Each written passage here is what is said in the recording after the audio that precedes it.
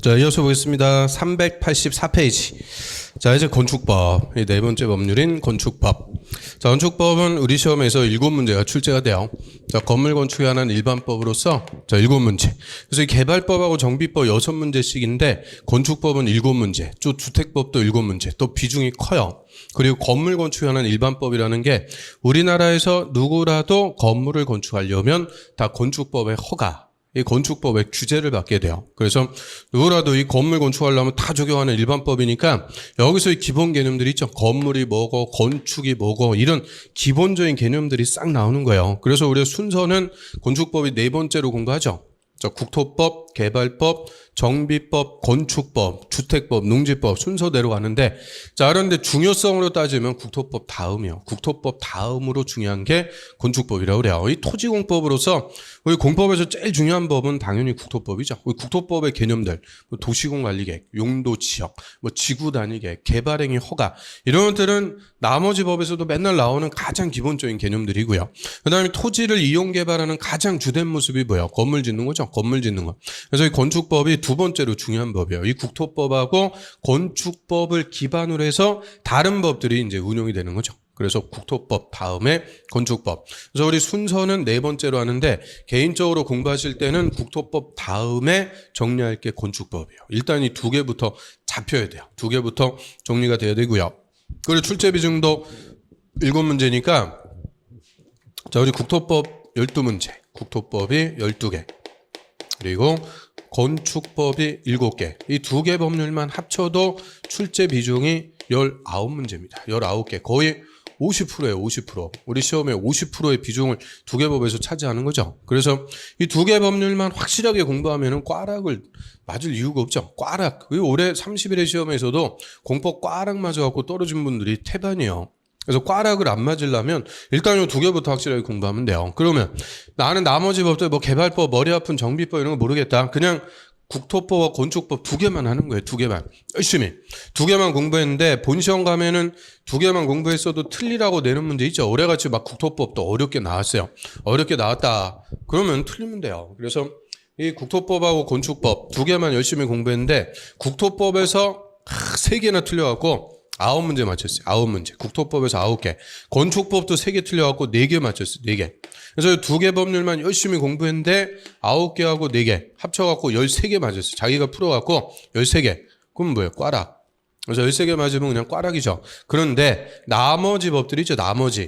나머지가 또 21문제예요. 개발법, 정비법, 건축주택법, 농지법 합쳐갖고 21개. 이 21개 이거 공부 안 했는데 한번 풀어보겠다. 댐비면 어떻게 돼요? 함정에 빠져갖고 다 틀립니다. 그래서 시험지에 그냥 비가 내린다 그래. 비가 내리는 경우 경험하고 그럴 거예요. 다 틀려요. 그래서 함정 파는 거에 쏙쏙 다 빠져갖고 다 틀리고 그러니까 나머지 공부 안 한 거는 잘 찍어야죠. 찍을 때도 항상 초지일관, 일편단심. 그게 제일 중요한 거죠. 그럼 우리 시험이 이제 오지선답니다. 1번부터 5번까지 1, 2, 3, 4, 5 5개 이렇게 나오는데 1번이 정답인 문제가 딱 8개요. 2번이 정답인 게 8개. 3번, 4번, 5번. 그래서 딱 올해도 8개씩 딱 정답이 나오게 이렇게 귀신같이 20%죠. 20%씩 딱딱 배정해갖고 문제가 나와요. 그래서 제가 산업인력공단에 물어봤어요. 자, 1번부터 5번까지 똑같이 8문제씩 20%의 비중으로 답이 나옵니까? 물론 아니라 그러죠. 그건 모른다 그래요. 그런데 올해도 그렇고 작년도 그렇고 기출문제 분석. 저는 기출문제 분석을 이룬 거 하는 거예요. 1번이 답으로 나온 게 몇 개인지 정자 써가면서 하나씩 다 파악해 보니까 아주 귀신같이 8문제씩 나와요. 그래서 한 번으로 찍으면 최소 20%는 맞는다. 그겠죠? 20%는. 그러면 21문제. 이거 그냥 한 번으로 제가 제일 좋아하는 번호는 4번이에요. 4번. 이 문제를 내다 보면은 1번, 2번, 3번에 딱 함정을 주고 4번에 답을 넣고 이게 제일 좀 편해요. 그래서 4번이 제일 좋아하는 번호인데 4번 갖다가 쫙 찍었다 그래요. 그러면 최소 21개에서 20%는 맞으니까 4문제는 맞히는 거예요. 4문제는. 그래서 찍어가지고 4개 딱 맞췄어요. 4개. 그럼 합쳐갖고 17개. 17개면은 몇 점이요? 42.5점입니다. 42.5점. 꽈락 넘어간다. 헉, 깜짝 놀랐어요. 그래서 일단은 두 개 법만 확실하게 공부하는 거예요. 이 두 개 법만 확실하게 공부해도 얼마든지 꽈락은 다 넘어가는 거죠. 그래서 나머지 대충 공부하니까 점수도 대충 나올 수밖에 없어요. 하나를 알아도 정확하게 알아야 돼요. 그래야 요새는 정답을 찾아낼 수가 있는 거죠. 그래서 일단 국토법 다음에 이제 건축법, 요 기본 개념들 이런 거를 좀 신경 써서 공부하셔야 돼요. 두 번째로 우리 정리해야 되는 법이 건축법이다라고 하고요. 자, 그래서 이 건물 건축하는 일반법으로서 건축법이 어디에 적용되는 거냐, 이게 적용 범위라고 그래요. 건축법을 적용하는 물건, 자, 여기 이제 4개가 있죠. 먼저 건축물에 건축법 적용합니다. 당연히 건물, 그 다음에 건물 짓는 땅, 대지, 그리고 건물에 설치하는 각종의 설비나 공작물. 자, 이 4가지의 물건에 건축법 적용하는데 이 중에서 핵심은 건물이죠. 건물. 그래서 건축물 개념에서는 무조건 한 문제 이상씩 나요. 작년 30회 때는 건물에서 하나, 공작물에서 하나. 여기서 적용 대상물에서만 2문제 나왔죠. 그 다음에 이제 적용 대상물 건물의 3가지. 건축, 대선, 용도 변경 행위를 할 때 건축법을 적용합니다. 특히 건축하고 대선. 자, 요거는 우리 건축 허가를 받아야 되는 행위라고 그래요. 허가 대상 행위로서 이 건축하고 대선은 묶어가지고 한 문제 물어보고요. 건물의 용도라는 게 있어요. 이 용도를 다른 용도로 바꾼다. 이 용도 변경도 독자적으로 한 문제 물어봐요. 그래서 올해는 건축에서 하나, 용도 변경에서 하나, 31회 때 적용 대상 행위에서 2문제. 그래서 이 적용 범위에서 무조건 2문제 이상 나옵니다. 그리고 적용 대상 지역은 한마디로 우리나라죠. 국토. 우리나라에서 누구라도 건물, 건축 등을 할 때 적용되는 법이 건축법입니다. 그래서 건축법은 일반법으로서 밑에 용어정의, 그 용어정의 타이틀 보시면은 27, 28, 29, 30, 31. 그럼 그 전에 26, 25 안 나왔겠어요? 그냥 맨날 나오는 거예요. 매년 한 문제 이상, 거의 2문제씩 용어에서 또 나오고 있죠. 용어정의가 곧 적용 범위입니다. 그래서 하나씩 볼까요? 가로 1번에 대지. 자, 대지부터 써놨는데 이 대지라는 것은 건축법에 따라서 건물을 짓는 땅을 대지라고 그래요. 건물을 짓는 땅을 대지. 그래서 건축법에 따라서 건물을 건축하는 토지의 단위를 우리가 대지다라고 하고요. 이 대지하고 지목이 대하고는 달라요.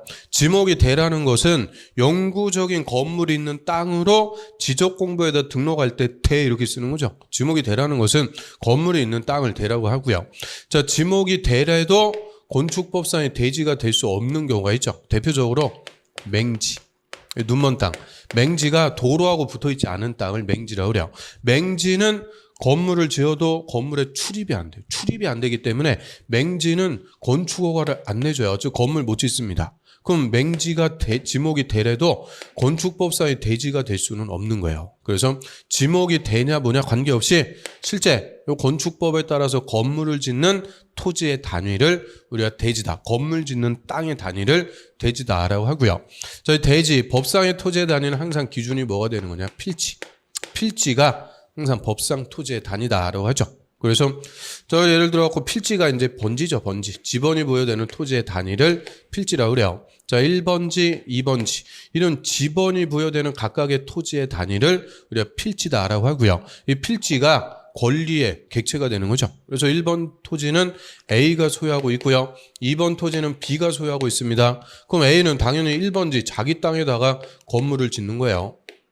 그래서 하나의 번지가 하나의 대지가 돼서 하나의 건물을 짓는다. 요거를 1필지 1대지가 원칙이다 이렇게 얘기합니다. 일반적으로 우리 하나의 번지에 하나의 건물이 들어가 있죠. 하나의 건물이 지어져 있으니까 그거를 좀 의식하게 1필지 1대지. 그래서 대지의 단위는 필지가 되는 게 원칙입니다. 그런데 이 2번 토지까지 마저 A가 다 샀어요. 그래서 A가 다 소유하게 됐다. 그럼 1번지, 2번지 다 자기 땅이죠. 이때는 자기 땅이니까 1번지, 2번지에 걸쳐가지고 건물을 큼직하게 건축할 수도 있겠네요. 그래서 1번지, 2번지에 걸쳐가지고 건물을 크게 이제 건축을 했다. 그럼 이 건물의 대지는 몇 필지가 됐어요? 1번지, 2번지 2필지가 됐네요. 즉 2필지 이상이 얼마든지 하나의 건물 짓는 땅, 대지가 될 수도 있죠. 그래서 자기 땅이면 이렇게 걸쳐갖고 건축, 요거를 2필지 이상이 하나의 건물의 대지가 된다라고 하고요. 또 저 시골 같은데 넓은 땅 있죠. 농지나 산지, 몇천 평 되는 이 넓은 땅에 일부에만 대지를 조성해서 건물 지을 수도 있어요. 이때는 1필지의 일부가 하나의 대지가 될 수도 있다라고 합니다. 그래서 자, 대지 한번 볼까요? 원칙. 자, 대지란 공간정보 구축 관리에 관한 법률. 자, 얘 무슨 과목에서 들어봤어요? 공간정보 구축 관리에 관한 법률. 이거 공시법 시간에 배우는 거죠. 부동산 공시법에서 얘하고 부동산 등기법 두 개 법률을 공부하는 게 공시법이죠. 부동산 공시법. 그럼 공시법에서 공간정보 구축 관리에 관한 법률 이거 줄여갖고 무슨 법이라고 그래요?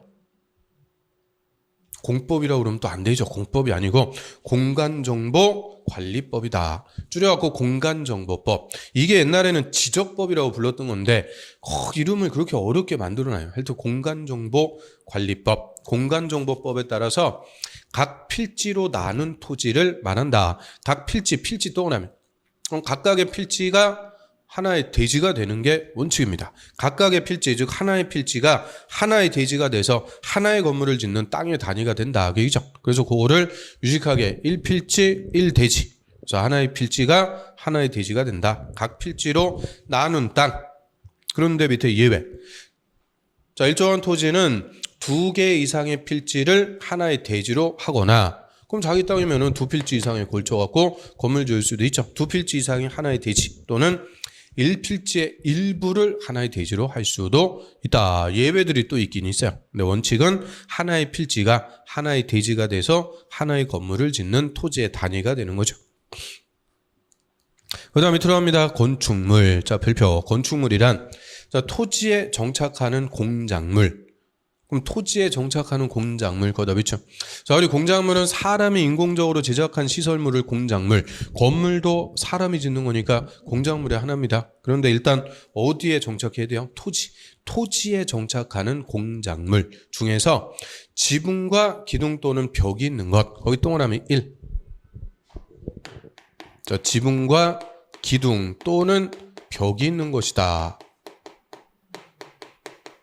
자, 이게 원칙적인 건물의 개념이라고 그래요. 그럼 이 풀어갖고 얘기하면 3개 나오네요.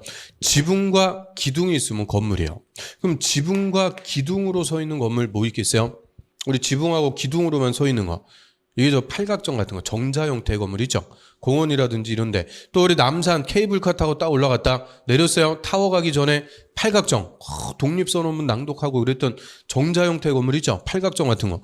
그거는 지붕하고 기둥만 딱 있는 거니까 지붕하고 기둥만 있으면 건물이에요. 또 지붕하고 벽이 있어도 건물이에요. 지붕과 벽.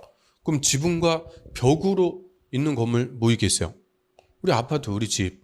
집 아파트 같은 경우는 벽이 기둥의 역할을 하니까 기둥 따로 없죠. 그래서 지붕하고 벽이 있으면 건물이 되는 거예요. 또 3개가 다 있으면 돼요. 이 학원 건물 같이 지붕과 기둥과 벽 다 있어도 건물이에요.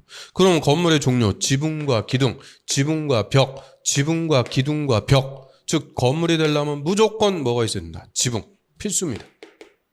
그래서 판례에서도 건물로 보기 위해서는 지붕이 갖춰져 있어야 된다. 딱 이렇게 얘기하죠. 그래서 건물이 되려면 지붕은 필수예요. 기둥하고 벽은 둘 중에 하나만 있어도 돼요. 그래서 지붕과 기둥 또는 벽이 있는 것. 이게 원칙적인 건물의 개념. 그 다음에 이에 딸린 시설물, 거기 동그라미 2. 그럼 건물에 딸려갖고 설치하는 시설물, 대문, 담장 이런 것들도 다 건물로 규정하고요. 그 다음에 지하나 고가의 공작물. 거기서 공작물의 의미는 도로예요. 도로. 지하 도로, 고가 도로. 그래서 지하나 고가에 설치하는 사무소, 공연장, 점포 동그라미, 차고, 창고 거기까지 동그라미 3. 그럼 지하도로, 고가도로에 있는 사무소, 공연장, 점포, 차고, 창고 얘들도 다 건물이다. 이거 쉽게 얘기하면 뭐예요? 우리 지하도 상가의 점포들 쫙 늘어서 있죠. 전철역 그 지하도 상가의 점포들 쫙 있잖아요. 얘들도 건물로 딱 규정하는 거예요. 왜? 그럼 왜 그거 따로 규정하겠어요? 자, 맨 앞에 원칙적으로 건물은 토지에 정착한다고 그랬죠. 그런데 지하도 상가의 점포는 땅 밑에 있는 거죠. 토지의 정착물이 아닌데 근데 건물하고 똑같은 기능을 가지니까 자, 얘들도 건물로 규정해서 건축법 적용하고요. 그 점포 그게 28회 때 정답 질문이죠. 지하도 상가의 점포는 건물에 해당하지 않는다. 아주 그냥 마치라고 줬어요. 그래서 지하나 고가에다 설치하는 사무소, 공연장, 점포, 차고, 창고 얘들도 다 건물입니다. 그 밖에 대통령령으로 정하는 것은 없습니다. 그 있었으면 또 어쩔 뻔했어요. 그래서 천만다행이 없어요. 그래서 3가지 동그라미 1, 2, 3 그 3가지를 건축물, 건축법을 적용하죠. 자, 다음에 한 페이지 넘겨볼까요? 한 페이지 넘겨보면 한 페이지가 아니고 그 참 옆 페이지에 보면은 공작물이라는 거 나오죠. 공작물. 또 한 페이지 넘겨보시면은 가로 4번에 건축 설비라는 거 나오죠. 자, 건축 설비나 공작물은 다 건물의 효용, 이용 가치를 높여준다 그래요. 효용을 높여주는 건데 이용 가치를 높여주는데 설비는 건물하고 딱 일체를 이루는 거예요. 건물하고 일체. 건물하고 떼어낼 수 없다. 그래서 이 설비 대표적으로 승강기 같은 거 생각하시면 돼요. 엘리베이터. 건물하고 띄워버리면 아무 의미가 없죠. 그래서 건물하고 딱 일체를 이루어서 건물의 효용을 높여주는 것을 설비. 이에 반해서 공작물은 건물하고 따로 분리 축조해서 건물의 효용을 높여준다 그래요. 그래서 공작물 대표적으로 우리 건물 옥상에 광고판 같은 거 있죠. 광고판 거 띄워내도 아무 관계 없는 거예요. 그래서 건물하고 얼마든지 따로 분리해 버릴 수가 있는데, 자, 이런 광고판 같은 거 설치해서 뭐 광고 수익 뭐 이런 거 기대할 수 있으니까 건물하고 분리 축조해서 건물의 효용을 높여주는 것을 공작물. 그래서 건축 설비, 공작물. 이런 뭐 그냥 들어두시면 돼요. 그다음 밑에 가로 5번에 지하층 봅니다. 지하층. 거기다가는 별표. 자, 지하층이란 건물의 바닥이 지표면 아래에 있는 층으로서 바닥에서 지표면까지의 평균 높이가 해당 층 높이의 2분의 이상, 그렇죠? 해당 층 높이의 2분의 1 이상인 것을 말한다. 그래서 지하층, 얘도 그냥 매년 나오는 개념입니다. 그럼 일단 자, 지표면이 이렇게 있다고 그래요. 지표면. 그럼 지하층이 되려면 그 층의 바닥이 지표면 아래에 있어야 돼요. 바닥이 지표면 아래. 그리고 바닥에서 지표면까지의 평균 높이, 요 높이가 해당 층 높이. 자, 이걸 이제 한 층이라고 그래요. 한 층. 그 한 층의 높이를 보통 우리가 H 그러죠.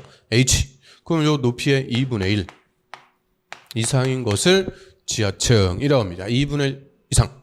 그러면 요 한 층의 높이가 4m 가정했어요. 4m. 그럼 바닥에서 지표면까지 얼마 이상 되면 2m 이상 되면 지하층이다. 그 얘기죠. 그럼 이 규정의 의미가 뭐겠어요? 지하층이란 전부 지표면 아래에 있을 때 지하층, 당연히 지하층인데 요 그림처럼 지표면 위아래 걸쳐 있는 층이 있을 수가 있죠. 이런 지표면 위아래 걸쳐 있는 층이 있다. 이때는 그 층 높이의 반 이상만 지표면 아래에 있으면 뭐가 되는 거냐? 지하층. 그래서 이런 구조를 소위 무슨 구조라고 그래요? 반지하. 반지하층. 반 이상만 지표 아래에 있으면 지하층이 된다. 2분의 1 이상. 반지하. 그래서 이 반지하 구조도 다 지하층에 포함하는 거예요. 지하층입니다. 그럼 요새는 이제 주택 같은 거 지을 때 반지하층 거의 안 넣죠. 그런데 옛날에는 맨날 반지하. 그래서 우리 반지하에서 막 어렸을 때 살고 그랬어요. 올해 히트친 드라마 기생충. 그것도 반지하방 나오죠. 반지하. 그래서 그 층 높이의 반 이상만 지표면 아래에 있으면은 지하층이다라고 하고요. 이 지하층에 다음에는 두 가지 특별하게 취급해요. 이 지하층은 건물 층수에서 무조건 제외입니다. 층수에서 무조건 제외다. 왜요? 안 보이니까. 그 지하 100층으로 내려갔다. 그 셀 수 있어요? 없어요?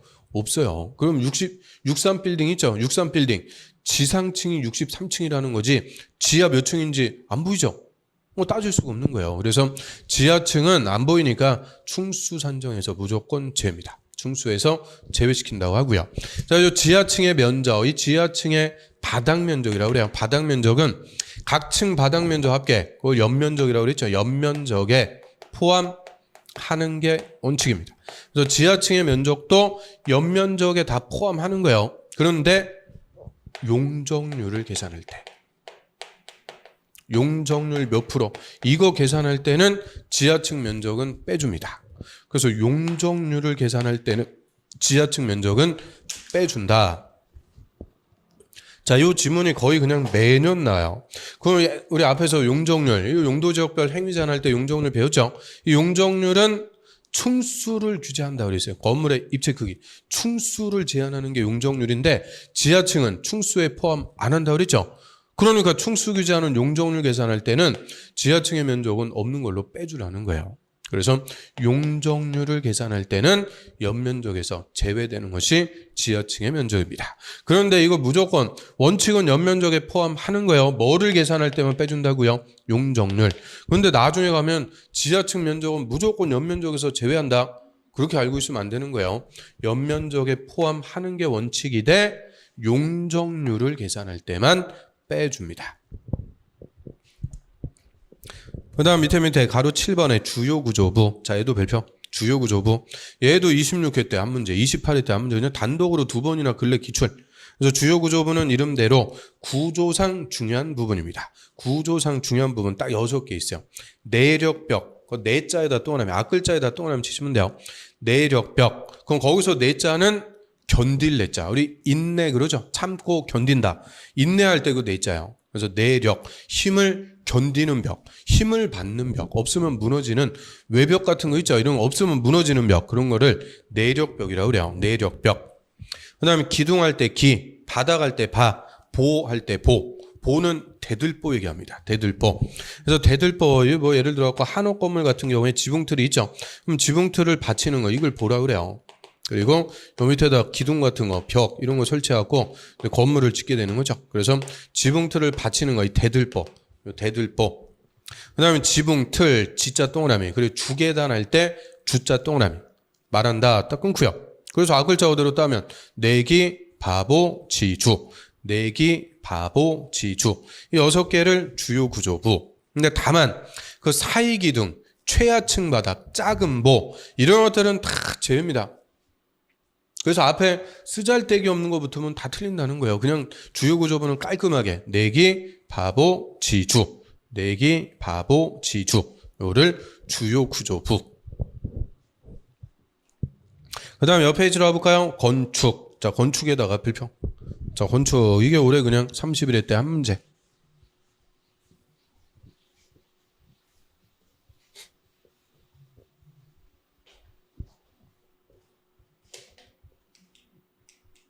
자, 그래요. 건물을 건축한다 그래요. 건축하면은 5가지 행위를 얘기하죠. 신축, 중축, 개축, 재축, 이전. 이 5가지를 건축이라고 합니다. 건축. 그러면 신축, 중축, 개축, 재축 다 축인데 얘만 이축 이러면 또 틀려. 이축이라는 건 없어요. 이축이 아니고 이전. 그래서 5가지 행위를 건축한다라고 하는데요. 자, 신축부터 하나씩 풀어볼까요? 신축, 신자는 새로울 신자. 그래서 건물이 없는 대지에 새로 건물을 축조한다. 새 건물 짓는 거. 이게 원칙적인 신축 개념이죠. 건물이 없는데 새로 건물 짓는 게 신축. 그런데 2개가 더 있어요. 부속 건축만 있는 대지. 부속 건축물은 독자적인 목적이 없는 거죠. 헛간이나 광이나 변소. 이런 부속 건축만 있는 대지에 새로 주된 건물을 축조했다. 요것도 신축, 주된 건물, 주택 같은 거 짓게 되면 요것도 신축이라고 그래요. 그래서 변소 하나 딸랑 있던 땅에다가 주택을 지었다. 그러면은 신축한다 그래요. 그래서 여기서 키워드는 주된 건물을 축조한다. 주된 건물을 짓는 것도 신축의 개념이고요. 그 다음에 기존 건물을 해체는 철거한 거죠. 철거. 그 다음에 재해로 멸실, 재해, 산사태, 지진, 홍수 이런 재해로 멸실. 그래서 기존의 건물이 해체나 멸실된 대지에서 다시 짓는데요. 종전 규모를 초과해서 짓게 되면 그것도 신축한다 그래요. 그래서 이 종전 규모 초과해서 축조. 얘는 우리 좀 이따 개축하고 재축한 다음에 다시 와서 보도록 하고요. 일단 신축하면은 새로 짓는 것만 얘기하는 게 아니라는 거예요. 부속 건축만 있는 대지에 주된 건물 짓는 것도 신축. 해체나 멸실된 대지에서 종전 규모를 초과해서 더 크게 지으면 그것도 신축한다라고 하죠. 이 3가지를 신축. 그 다음에 중축은 증가, 더 짓는 거죠. 기존의 건물이 있는데 건물의 면적, 높이, 층수를 늘린다는 게 증가, 더 짓는다. 그죠? 더 짓는 것을 중축한다 그래요. 그래서 기존의 대지에 3층짜리 건물이 이렇게 있다 그래요. 3층짜리 건물. 위에 옥상에다 옥탑을 더 지었습니다. 옥탑을 더 지었으니까 뭐예요? 옥탑을 중축. 그 다음에 발코니 확장해서 면적을 늘렸어요. 그럼 면적 늘렸다. 이것도 중축. 원래 한 층이었는데 막아서 2개 층을 만들었어요. 그럼 이것도 층수 다 늘어났으니까 중축이 되는 거죠. 그래서 우리 호텔 같은 데 가보면 1층 현관 로비가 높죠. 1층 높아요. 그럼 그 중간에다가 딱 막아가지고 한 층을 더 만들었다. 층수, 면적 다 늘어났으니까 중축한다 그래요. 그럼 이 기존 건물이 있는데 옆에다가 한 동을 더 지었어요. 옆에다 한 동을 더 지었다. 이것도 중축. 더 지었다니까요. 그래서 더 지으면은 다 뭐가 되는 거냐? 중축. 기존 건물에 붙여갖고 더 짓든 떨어뜨려갖고 더 짓든 하여튼 기존 건물이 있는데 더 짓게 되면 늘어나면은 다 중축한다 그래요. 중축. 그 다음에 개축은 고칠게, 재축은 다시재. 둘 다 다시 짓는 건데 원인이 달라요. 기존 건물의 전부나 일부를 해체한다는 거는 철거한다는 거예요. 인위적으로 철거, 해체해서 종전 규모로 다시 짓는 것을 개축한다라고 그래요. 개축. 이에 반해서 재축은 건물의 천재지변 등의 재해로 멸실되었고 역시 종전 규모로 다시 짓는 것을 재축한다 그러죠. 그래서 올해 태풍, 홍수, 산사태 나갔고 건물이 재해로 멸실돼서 다시 짓는 것을 재축. 그러면 개축이나 재축이나 다시 짓는데 원인만 다른 거죠. 해체냐 멸실이냐. 그러니까 이거 바꿔갖고 맨날 단골 메뉴. 맨날 물어봐요. 예를 들어갖고 기존 건물을 해체하고 종전 규모로 다시 짓는 것을 재축이라 한다. 틀려. 재축이 아니고 개축이라고 하는 거죠. 해체하면 개축, 멸실되면은 재축. 그래서 재축할 때 재자, 재해할 때 재자, 재 맞춰주면 돼요. 재해로 멸실되었고 다시 지으면 재축한다 그래요. 그 다음에 개축이나 재축이나 다 종전 규모로 다시 짓습니다. 종전 규모를 초과해버리면 이거는 다시 짓는 게 아니고 아예 그냥 새 건물 짓는 거예요. 신축이라고 그래요. 신축. 그럼 예를 들어서 기존 대지에 건물이 이렇게 있었어요. 건물이 있었는데 얘가 막 50년, 60년 너무 오래돼갖고 철거. 해체합니다. 그러면 기존 건물 해체해버리면 읍는 대지가 되는 거예요. 읍는 대지에서 자 여기서 종전 규모로 다시 지었습니다. 종전 규모로 다시 지었다. 이거는 있던 걸 다시 짓는 거니까 개축했다 이렇게 얘기하면 돼요. 그런데 이왕 다시 짓는 거 종전보다 더 크게 졌어요. 종전보다 더 크게 졌다. 이거는 있던 걸 다시 짓는 게 아니죠. 그냥 아예 새 건물 짓는 거예요. 그래서 뭐가 되는 거냐? 신축. 그래서 개축과 재축은 종전 규모로 다시 짓는 거고 종전 규모를 초과해버리면 이거는 아예 새 건물을 짓는 신축이 되는 거죠. 의미 알겠죠? 그래서 개축, 재축. 그 다음에 이전. 자, 얘가 올해 정답이었는데요. 이전. 얘는 현실적으로는 거의 없어요. 거의 없는데 요거는 또 시험에서 잘 물어봐요. 그래서 첫 번째, 이전 주요 구조, 건물의 주요 구조부를 해체하지 않고, 이게 첫 번째 요구입니다. 주요 구조부를 해체하고 그러면 안 돼요. 해체하지 않고. 그럼 좀 전에 주요 구조부 봤네요. 6개. 내기, 바보, 지주, 내력벽, 기둥, 바닥, 보, 지붕틀, 주계단. 주요 구조부를 해체하면 안 되죠. 그리고 같은 대지에서 다른 위치로 옮긴다. 위치만 조금 바꾸는 거예요. 같은 대지에서 위치만 바꾸는 거예요. 이걸 다른 대지로 옮긴다? 그러면 또 틀려요. 다른 대지가 아니고 같은 대지에서 위치만 바꾸는 것을 이전한다. 그럼 예를 들어서요. 자, 1번지, 2번지. 자, 1번지에 건물이 이렇게 있어요. 자, 1번지의 건물을 그대로 2번지로 옮겨갔다. 그러면 이거 뭐가 돼요? 이게 다른 대지로 옮긴 거죠. 다른 대지로. 그러면 2번지 입장에서는 건물이 없었는데 새로 짓게 된 거니까 뭐 한 거냐? 신축한 거라고 그래요. 신축. 그런데 2번지에 건물이 있었는데 1번지의 건물을 옮겨갔어요. 있었는데 옮겨갔으면 이거는 더 짓게 된 거죠. 그럼 뭐가 되는 거예요? 중축. 그래서 다른 대지로 옮기면 신축 아니면 중축이 됩니다. 이거는 절대 이전이라고 할 수가 없어요. 그래서 이전은 꼭 같은 대지 1번지 안에서 건물의 위치만 조금 바꿔주는 거예요. 위치만. 같은 대지에서 위치만 바꿔주는 것을 이전. 그러면 주요 구조부, 내력벽, 기둥, 바닥 이런 거 해체 안 하고 건물 옮긴다. 자, 이 건물 옮길 수 있어요? 없어요. 그래서 일반적인 건물은 기초공사가 들어가기 때문에 이게 뭐 슈퍼맨이요 뽑아갖고 옮기게 이 될 수가 없는 거죠. 그래서 일반적인 건물은 이전한다 이런 거 없습니다. 이거는 뭐 이동식 주택 같은 특수한 경우에나 이전한다 이런 표현을 쓸 수가 있는 거고요. 거의 없는데 요건 또 두 개 잘 바꿔줘요. 주요 구조부를 해체하지 않고 같은 대지에서 위치를 옮기는 것을 이전. 그래서 요 5가지를 건축이라고 합니다. 건축. 그러면 건축 5개 중에서도 그래도 개념이 제일 큰 거는 뭐예요? 신축. 얘가 없는 거를 새로 짓는 거니까 개념이 제일 큰 행위가 되는 거죠. 그 다음에 더 짓는 거예요. 개축하고 재축은 원래 있던 거를 다시 짓는 거니까 종전규모로 다시 짓니까 뭐 현상 변화가 거의 없죠. 이전은 위치만 조금 바꿔주는 거니까 내려갈수록 더 개념이 작은 행위가 돼요. 그래서 순서대로 신증, 계, 제, 이. 신증, 계, 제, 이. 이 5개를 합쳐가지고 우리가 건축이다. 이렇게 얘기합니다. 건축. 그래서 387페이지에 건축.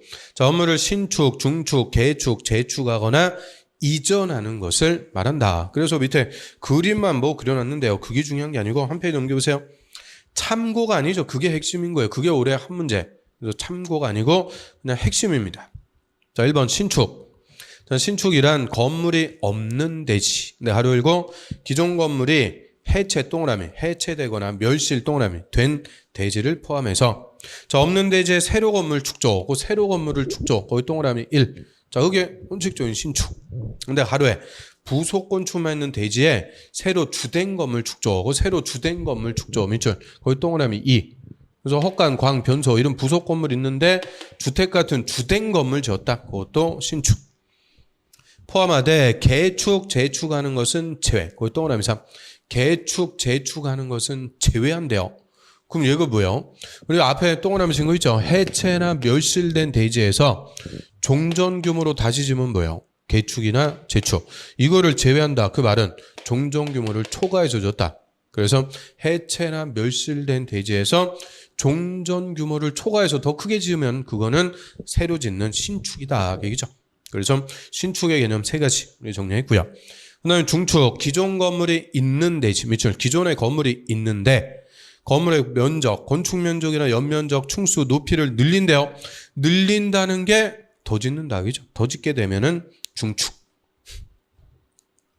그 다음에 3번에 개축, 기존 건물의 전부나 일부를 밑에 줄 해체하고 대제 종전과 같은 규모의 범위, 거기다 밑줄 종전 규모의 범위로 다시 축조하는 것을 개축. 자, 일반에서 재축은요, 건물이 천재지변 그 밖에 재해로 멸실.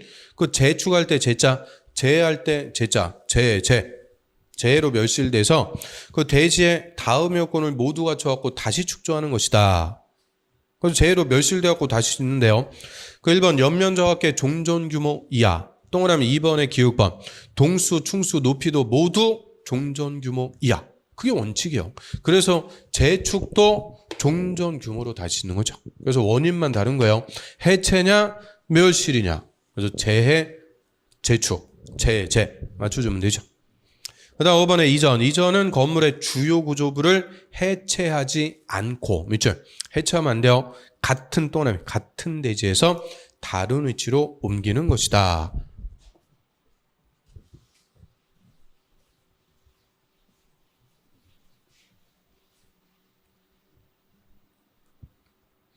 그 다음 그 밑으로 갑니다. 가로 9번 봐요. 대수선. 대선에도 별표. 자, 대선은 이름대로 건물을 크게 고치는 거죠. 크게 수선하는데 이 건축하고 대선이 다 건축 허가를 받아야 되는 행위. 가장 기본 개념이죠. 자, 대선은 보면 건물의 기둥이나 보, 내력벽, 주계단 등 구조나 외부 형태를 수선, 변경, 증설하는 것으로서 다음의 것을 말한다. 그래서 구조나 외부 형태를 수선, 변경, 증설한대요. 구조를 증설, 해체하거나 수선, 변경하는 행위. 그래서 건물을 크게 고치는 거예요. 구조 같은 거를 뜯어 고치는 것을 대선. 그래서 박스에 보면은 그 1번부터 옆에 8번까지 딱 8개 나오죠. 8개. 그거를 대선이다라고 하고요. 8개니까 1, 2, 3, 4, 5 물어보기 딱 좋아요. 그 중에서도 그 8개 중에서도 요 5개. 이게 대선에서는 핵심 개념이 됩니다. 자, 1번부터 하나씩 볼까요? 1번 보면 그냥 벽 그러면 안 돼요. 내력벽, 힘을 받는 벽. 내력벽을 증설 또는 해체하거나 거기서 딱 끊으세요. 그럼 증설은 내력벽을 늘리는 거죠. 벽재를 보강해갖고 내력벽을 늘리는 거. 증설 또는 해체는 없애는 거죠. 그래서 증설 또는 해체하거나 30제곱미터 동그라미 이상 수선 또는 변경하는 거. 수선은 고치는 거고 변경은 바꾸는 거네요. 그럼 우리가 중간에 딱 끊은 이유는 증설 해체하는 것과 수선 변경하는 게 다르다. 그 얘기입니다. 다르다. 그럼 내력벽을 증설 해체할 때는 면적 얼마 이상? 그 면적 안 써 있으니까 면적에 관계없이 그냥 대손이 돼요. 수선하고 변경하는 것만 얼마 이상이요? 30제곱미터 이상. 달라요. 그러면 예를 들어서 내력벽 10제곱미터를 증설하는 것은 대손이다. OX. 내력벽 10제곱미터를 증설하는 것은 대손이다. OX. O. 아니, 증설할 때는 면적에 상관이 없다니까요. 10제곱미터를 증설하든 1제곱미터를 증설하든 증설하면은 다 대손 맞아요. 그런데 내력벽 10제곱미터를 수선하는 건 대손이다. 그럼 틀려. 수선할 때는 10제곱미터가 아니고 30제곱미터 이상. 그 다음에 얘와 같은 게 그 옆에 동그라미 8번. 자, 동그라미 8번 먼저 볼게요. 건물 외벽에 사용하는 마감재. 외벽에 사용하는 마감재. 이거 내부 마감재 그러면 안 돼요. 내부가 아니고 외벽의 마감재. 외벽의 마감재를 증설 또는 해체하거나 딱 끊고 역시 30제곱미터 이상 수선 또는 변경하는 것이다. 그러면 얘도 증설 해체할 때는 면적에 상관없이 대손, 수선 변경하는 것만 30제곱미터 이상이니까 1번하고 8번 그 두 개는 같아요. 증설 해체할 때는 면적에 관계없이 대손, 수선 변경할 때만 30제곱미터 이상입니다. 그 다음 다시 옆으로 오셔갖고 동그라미 2번 볼까요? 동그라미 2번. 기둥. 자, 기둥을 증설 또는 해체하거나 딱 끊고요. 3개 동그라미 이상 수선 또는 변경하는 것이다. 그럼 기둥을 증설 해체할 때는 몇 개 이상? 개수 안 써 있으니까 또 막 헛거를 보고 그러면 안 되죠. 개수에 관계없이 대손. 수선하고 변경하는 것만 몇 개 이상? 3개 이상. 그러면 기둥 2개를 해체하는 것은 대손이다. X. 아니, 해체할 때는 개수가 필요가 없다니까 2개를 해체하든 1개를 해체하든 다 대손. 맞아요. 근데 기둥 2개를 변경하는 건 대손이다. 그럼 틀리죠. 변경할 때는 3개 이상. 그 다음에 대들보를 증설 또는 해체하거나 딱 끊고 3개 이상 수선 변경. 또 지붕틀을 증설 해체하거나 딱 끊고 3개 이상 수선 변경. 그래서 얘들 기둥하고 보하고 지붕틀 얘들도 같네요. 증설 해체할 때는 개수에 상관없이 대손, 수선 변경할 때만 각각 3개 이상. 그래서 요 5개, 1, 2, 3, 4. 이 5개는 증설 해체하는 것과 수선 변경하는 게 다르다. 그 차이점을 알고 있는지 그걸 물어보는 거죠. 그래서 증설 해체할 때는 면적이나 개수에 상관없이 대손, 수선 변경할 때만 30 이상 또는 3개 이상. 그럼 이제 마지막으로 하나 더 물어볼까요? 네, 마지막. 자, 기둥 하나, 보 하나, 지붕틀 하나 합쳐갖고 3개를 수선하는 것은 대손이다. X. 합쳐갖고 3개가 아니고 각각 3개 이상. 그 다음에 이 대손은 건축에는 해당하지 않는 것입니다. 건축에는 미치지 않는 거예요. 건축이 훨씬 더 큰 행위가 되고요. 건축에는 해당하지 않는 거. 예를 들어갖고 기둥을 늘리는데 건물의 높이가 늘어났어요. 그러면 이거는 대손이 아니고 더 큰 거. 중축이 되는 거예요. 중축. 그래서 이 대손은 건축에는 해당하지 않는 거예요. 건축에는 해당하지 않는 그냥 구조를 증설 해체하거나 수선 변경. 구조에다가 손대는 행위를 우리가 대손이다라고 하는 거죠. 자, 그 정도 하고요. 그 정도 나머지 것들은 이제 또 다음 과정에서 또 하나씩 봅니다. 그 다음에 그 390페이지 맨 밑에 11번에 도로 나오죠. 도로. 자, 얘도 일반적인 도로가 아니고 우리 건축법상의 도로를 얘기해요. 건축법상의 도로의 개념입니다. 자, 건축법상의 도로란 원칙 보행과 자동차의 통행이 가능. 거기 동그라미 1. 동그라미 1번 번호 딱 매기고요. 그럼 사람의 보행, 자동차의 통행이 가능. 너비가 4m 이상. 거기 동그라미 2. 너비가 4m 이상. 그 너비는 폭을 얘기해요. 폭. 그래서 폭이 4m 이상. 우리 하나의 이제 도로가 이렇게 있어요. 그럼 도로에 차가 한 대 다니려면은 폭이 얼마 이상은 돼야 될까? 2m 이상. 2m는 돼야 차가 한 대 다니는 거예요. 그러면 2m. 그래서 너비가 얼마 이상이냐? 4m 이상. 이 말은 차가 왕복할 수가 있어야 된다. 그 얘기입니다. 차가 왕복할 수 있게끔 너비가 4m 이상. 도로로서 밑에 줄. 다음에 해당하는 도로나 예정도로. 거기 동그라미 3. 도로나 예정도로. 현재 개설되어 있는 도로뿐만 아니라 앞으로 도로가 될 것. 예정도로도 다 포함해갖고 건축법에서 도로라 그래요. 그래서 동그라미 1번, 2번, 3번 3개 번호 매긴 것을 도로의 실질적인 요건이라고 그래요. 건축법상의 도로가 되려면 보행과 통행이 가능하고요. 너비가 4m 이상이고 도로나 예정도로 딱 포함해갖고 도로다. 그래서 이 실질적인 요건을 갖추면서 형식적인 요건도 있어야만 건축법상의 도로가 돼요. 그 형식적인 요건이 박스에 나오는 거죠. 기획법, 국토법, 도로법, 사도법 등 관계법령에서 신설 변경에 고시가 된 도로, 고시에다가 동그라미 고시. 그럼 도로법 같은 법에서 자 여기는 도로법 몇 조에 따라서 지정한 도로입니다. 고시에서 우리한테 알려줬어야 돼요. 고시 또는 니은번에 건축허가나 신고할 때 그 특별시장, 광역시장, 도지사 묶어갖고 시도지사 또는 시군구청장이 위치를 지정해서 공고에 동그라미 공고한 도로입니다. 거의 시도지사나 시군구청장이 허가권자라고 그래요. 허가권자가 건축허가 내주면서 도로를 지정해서 공고해 버릴 수 있어요. 왜요? 소방도로, 소방차가 진입하기 위한 도로, 소방도로 같은 거 확보하기 위해서 허가권자가 허가 내주면서 여기는 소방도로입니다. 공고해 버리는 거예요. 그래서 법에서 고시했거나 허가권자가 공고, 이런 고시나 공고라는 형식적인 요건을 갖춰야 건축법상의 도로다라고 하고요. 그러면 실질적 요건이 3개에다가 형식적 요건이 2개. 그러니까 1, 2, 3, 4. 다음 중 건축법상의 도로로 틀린 것은 잘 물어보기 좋죠. 그래서 맨날 옛날에는 예정도로 포함 안 한다 해서 단골 메뉴. 예정도로 다 포함해요. 그 다음에 법에서 고시가 된 것만 도로다. 틀려요. 고시 또는 뭐가 있어도 돼요. 공고. 그래서 고시하고 공고는 and가 아니고 또는이요. 오와. 그래서 고시나 공고가 있으면 건축법상의 도로가 되는 거죠. 그 다음 한 페이지 넘겨보세요. 자, 한 페이지 넘겨보시면은 16번 고층 건물 봅니다. 맨 밑에 고층 건물. 얘가 또 올해 또 물어본 거죠. 31회 때.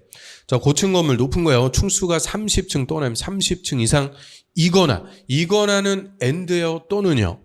또는 30층 이상 또는 높이가 120m 이상인 건물을 말한다. 자, 우리 건축법에서는 한 층의 높이를 4m로 산정합니다. 4m. 그럼 30층 곱하기 4m 하면 높이는 120m. 그래서 그 두 개가 and가 아니고 또는요. 30층 이상 또는 높이가 120m 이상. 둘 중에서 하나에 해당하면 고층 건물이 되는 거죠. 그럼 예를 들어서 층수가 29층이고 높이가 130m인 건물은 고층 건물에 해당한다. O, X. 오죠. 층수가 29층 30층이 안 되는데 높이가 130m 하면 120m 이상이니까 그 뒤에 해당해서 고층 건물에 해당한다. 맞는 거죠. 그래서 30층 이상 또는 높이가 120m 이상. 그 다음 초고층 건물은 더 높아요. 층수가 50층 또는 50층 이상이거나 또는 높이가 200m 이상. 역시 4m 곱해주면 200m 나오니까 그래서 높이까지는 됐어요. 4m 곱해주면 돼요. 층수만 딱 정리하면 되죠. 고층 건물은 30층 이상, 초고층 건물은 50층 이상. 그 다음 한 페이지 넘어갑니다. 한 페이지 넘겨보시면은 자 394페이지 맨 밑에 24번 다중이용 건물 거기다 별표 다중이용 건물. 자 얘가 27회 때 29회 때 그냥 각각 한 문제씩. 올해가 31회. 올해 물어볼 거 다 했는데 올해 안 나왔어요. 내년에 나옵니다. 그래서 다중형 건물도 그냥 근래 2번이나 단독 기출. 단독으로 출제되는 아주 중요한 개념 중에 하나죠. 그럼 다중형 건물. 다중이라는 말이 뭐예요?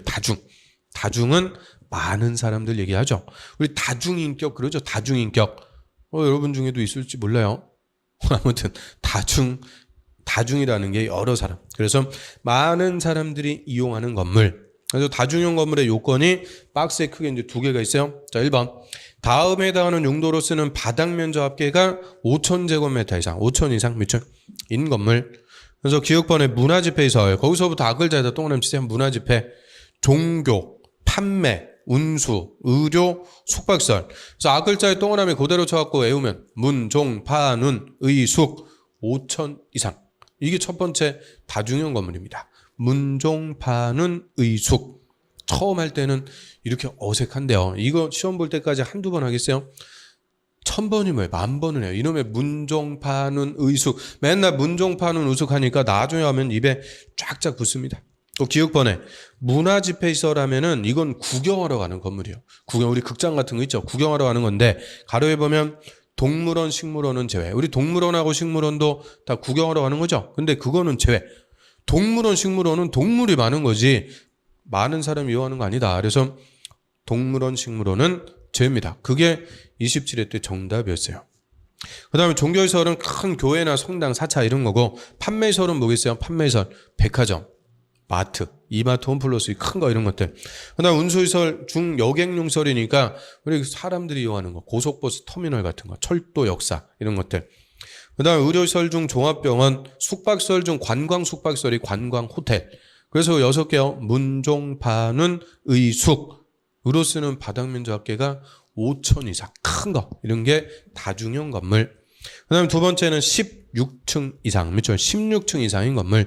16층 이상이면은 용도, 규모 관계없이 다중 이용 건물이 됩니다. 그래서 다중형 건물 크게 이제 두 가지요. 첫 번째는 문종, 반운, 의숙 5천 이상. 두 번째는 16층 이상. 둘 중에서 하나에 해당하면 다중 이용 건물입니다. 그 다음에 한 페이지 넘겨볼까요? 396페이지. 자, 건축법의 적용범위 나오는데, 자, 그거부터는 좀 쉬었다 보도록 하죠. 좀 쉬었다 하겠습니다.